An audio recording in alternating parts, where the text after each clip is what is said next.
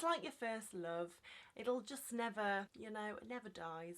Well, kind of. Hey sailors, welcome back to Cruising as Crew. Today's video is for all you first-time contractors out there. Maybe you had just started a contract but it got cut short because of COVID. Maybe you haven't started yet but you're planning to soon. Either way, this is for you. I'm basically going to list off things that I wish someone had told me before I went on my first contract. The first one is something that I think absolutely everyone who goes on ships should do, and that is a Revolut card. It is a prepaid debit card. You have an app on your phone so you can load money onto it and then you can use it for payments and cash withdrawals. Now, the reason that I think this is so great, you don't get charged when you withdraw money abroad.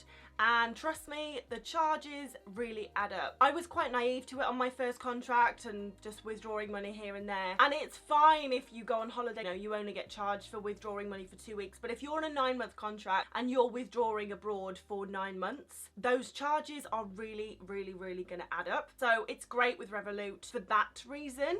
The charges are either none or they are less. The second thing is you can keep track of your spending. And the third reason why this is such a good thing to have, on my first contract, I didn't have one and I was just using my debit card. I was in Australia, I used my debit card at an ATM machine and my card was eaten. It's one thing getting a new card sent to you when you are at home in one place, stationary, and it takes 2 weeks to come and then you activate it. I was on a moving vessel that was doing basically a world cruise. So getting a new card sent to me was an absolute nightmare. It took months. If I had had a Revolut card and the machine had eaten my Revolut card, it would have been a bit like, okay, but I still would have had my debit card. So just for that reason, because honestly, getting a new card sent to the ship, you will be waiting for months. I mean, you might even finish your contract before the card gets there. I mean, the likelihood that they're going to get eaten is slim, but it's better to be prepared than not. Couldn't recommend it enough. I've taken it when I've gone backpacking as well, and it's great. So get a Revolut card or Monzo, or there's loads. Do your research, find out which one is best for you, but get a prepaid debit card basically, because it could potentially be a lifesaver. The next one is pretty obvious, but I joined the ship when I was 19 and I wasn't the most organised. But when you go on a ship, you do have a lot of paperwork. I just didn't keep it all together, basically. I did when I was going to the ship, and then I got on board and I just put kind of one piece of paper there, one piece of paper there. And then when someone asked me to get it, I was like, do I even have it? Didn't you take that off me? So yeah. So definitely get a folder to keep all your paperwork in. I know this seems really obvious, but just do it. It's a lot easier if you can just go to your cabin and you know everything is in one folder, rather than you're like, oh sugar, what drawer did I put it in? So just get a folder. When you get aboard, you will be given a Laminex, and it's gonna look something like this.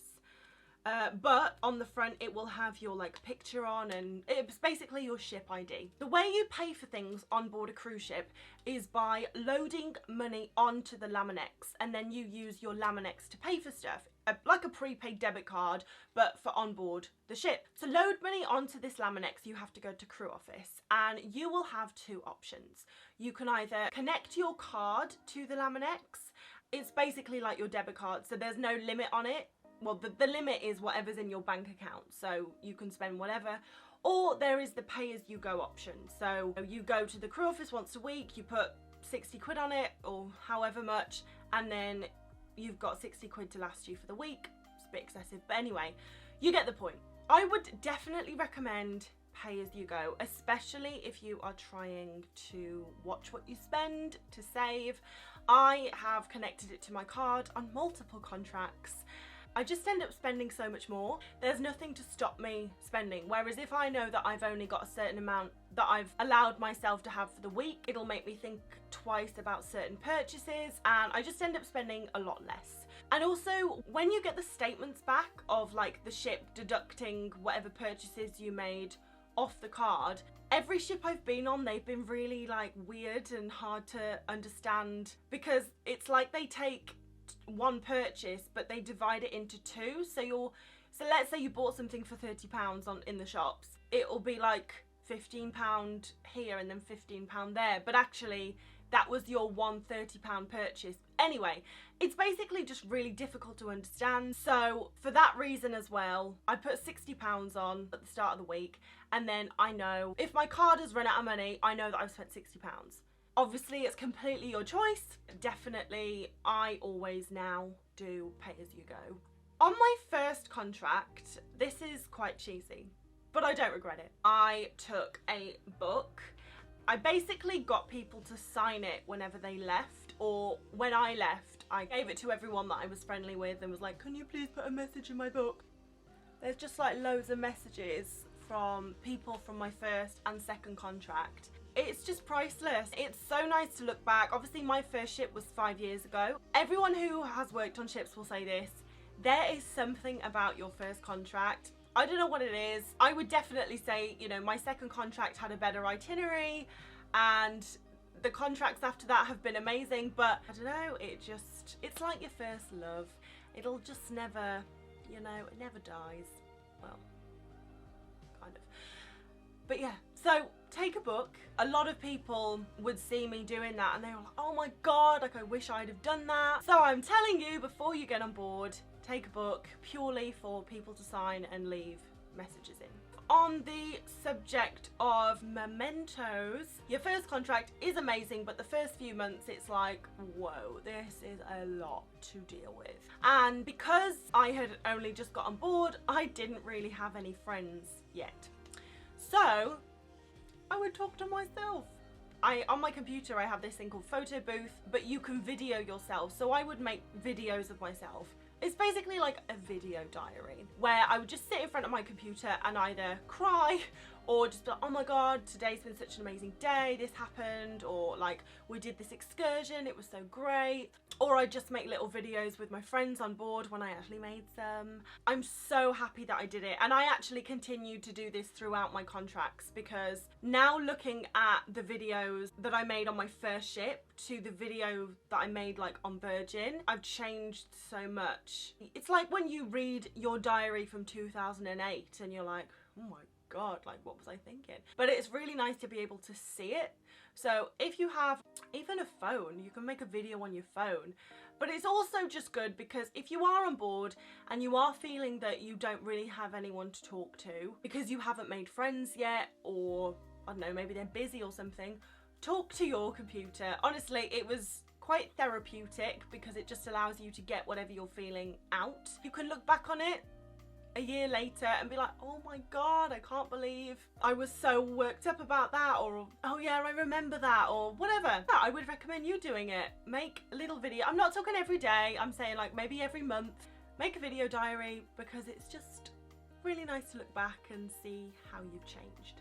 Especially during your first contract, you will change a lot. When I came back off my first contract, came back home, I can't even tell you, like everyone was like, you're so different. And when I came home and had some time to look back on the video diaries I had made during my first contract, I could almost see the change, and I was like, oh my God, I have. So yeah, it's really nice and I would highly recommend it. Collecting things.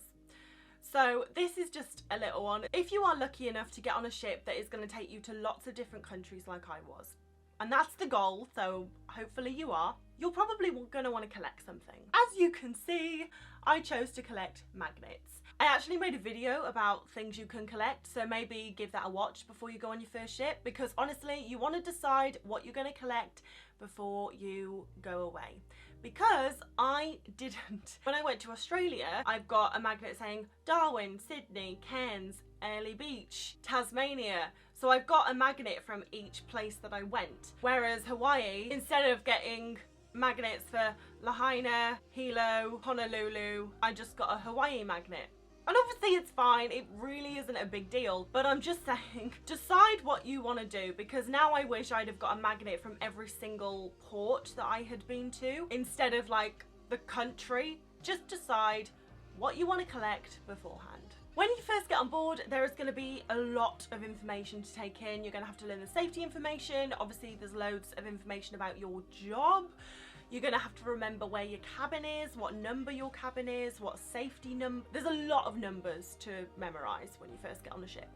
So take a notebook. Honestly, you're going to be going on your first ship just with like 17 notebooks, but really you can't have enough. You can make obviously notes on your phone, however you're not allowed to have your phone out at work, so there's no point making notes on how to use the till because you can't get that out at work, so you would need a notebook. And also at safety drills, you know, you can have a notebook but you wouldn't be allowed to pull your phone out at a safety drill, so it is better to make notes on a notebook, a little notebook. I wouldn't take one this size. I'd just take like a pocket size notebook if you can. And yeah, basically make notes on your cabin, your safety number, how to get to work in the morning, what to do if the alarm goes off, what your safety job is, how to get to your lifeboat. Even now, being on ships for the amount of time I have been, I still take a notebook when I go on a ship because I know that there's going to be a load of new information. There's nothing worse leaving work and you're like, where do I live? Where's my cabin? And you can't even ask anyone because obviously they're going to say, well, what's your cabin number? And you're like, I don't know. And then crew office is closed, so you end up wandering the ship for half an hour trying to find your cabin. Not that that ever happened to me. When it comes to the emergency stuff, do not be afraid to ask questions. It's very easy to feel like you have to just slot into place because you are replacing someone else's emergency role and you will be shown what to do in an emergency. But the thing is, you'll be shown what to do on your first day. There's so much information that you're taking in on your first week that probably the emergency stuff, a little bit of it is going to slip your mind. It happens, but you have to ask questions. And no one is going to be pissy with you if you ask questions, especially if you are a new joiner. Like, they're going to expect you not to know. However, no one's going to come up to you and be like, are you okay with everything? Do you know what's happening? You have to be the one to say, I don't know what I'm doing. I need you to explain this to me again. Because obviously they would much rather you do that than just stand there pretending you know what you're doing, but actually you have no idea. This happened to me once on my first ship. I had been on for a while actually. We had this inspection and an officer came round. He stopped at me and he said, right, what's your job? Told him what my job was. So what do you have to do? I told him what I had to do. He was like, right, why? So what do you do if this happens? What do you do if that happens? I had no idea.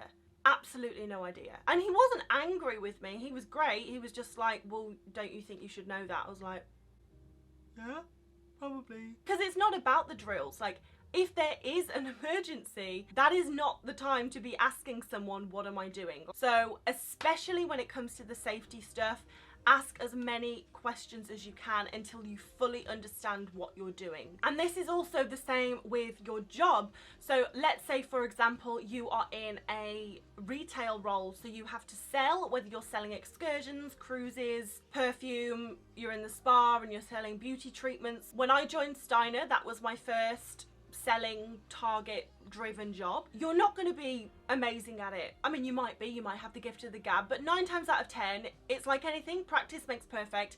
You're not going to be amazing at it when you first get on board. If you don't sell anything and you also don't ask for help, your manager is just going to assume that you're lazy and therefore probably come down quite hard when you don't sell.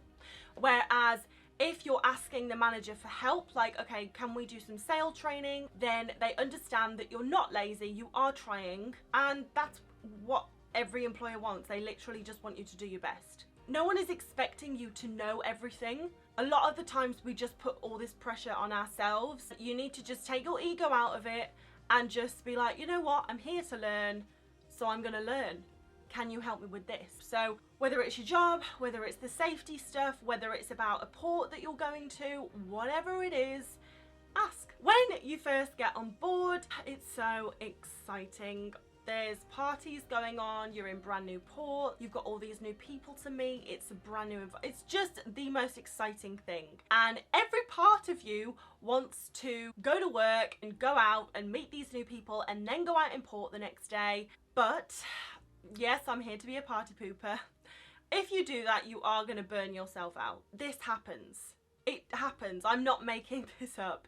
People get very ill, and it is from exhaustion because they just get so overwhelmed, so excited, they want to do everything then, and they burn themselves out.